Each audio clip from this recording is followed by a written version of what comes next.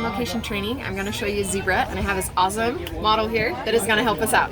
So I like to start with Star Blends White, and we're just going to paint a big circle right around her eye. We don't want it to go too far out in either direction. Then we just do a second circle that comes down onto the bridge of her nose, a little bit below the center point and all the way down. And on the top here, we're just going to peak. So we're going to do the second ear.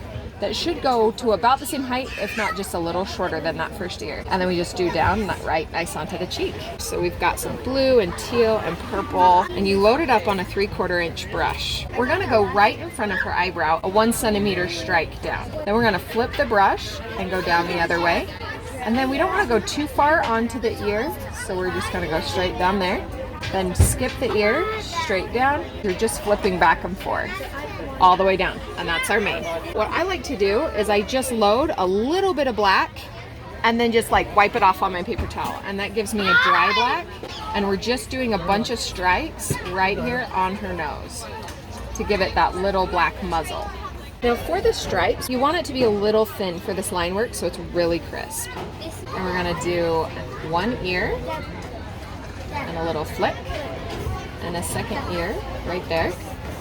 And then we're gonna come down the bridge of the nose and just do a tuck and curve into a smile and do the second nostril. And then you wanna have the bottom jaw come in just a little from the top one.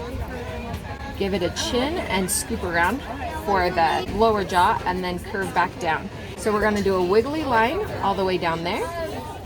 We're gonna do a wiggly line all the way up there. They're just two little flicks and curl. Kind of a messy, wiggly couple of teardrops. Bend it, teardrops. You can even throw in a swirl if you want. It's just kind of a mohawk hairdo. Reload one more time. Now for the stripes, let me show you where I like to put them.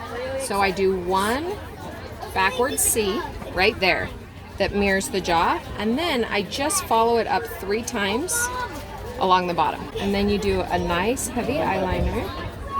It looks really good. And then we do a second eyeliner that kind of follows that first one.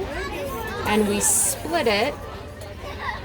Now it's kind of funny, but the most important part of the zebra is the bridge of the front of the nose. So we need to now go really thin down right there. And of course we're painting through the eyebrow, which can be challenging, but just do the best you can.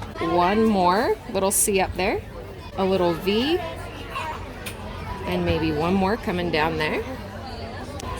We want to bring some in from the mane. Then let's put one just here and make it a V shape. And then we can bring this one up and down, up. So it's nice to take a step back and to look at your design and say, what is it missing? And if you see an empty hole, fill it in. I'm using a number 2 white, and we're gonna just do some quick dashes down through this. You might even do an occasional loop. If you've got a swirl, you can do a highlight on it to make it look even more magical. We can always add our little stars and dots. So I like to finish off the design with a loose glitter that just goes over the mane and the muzzle.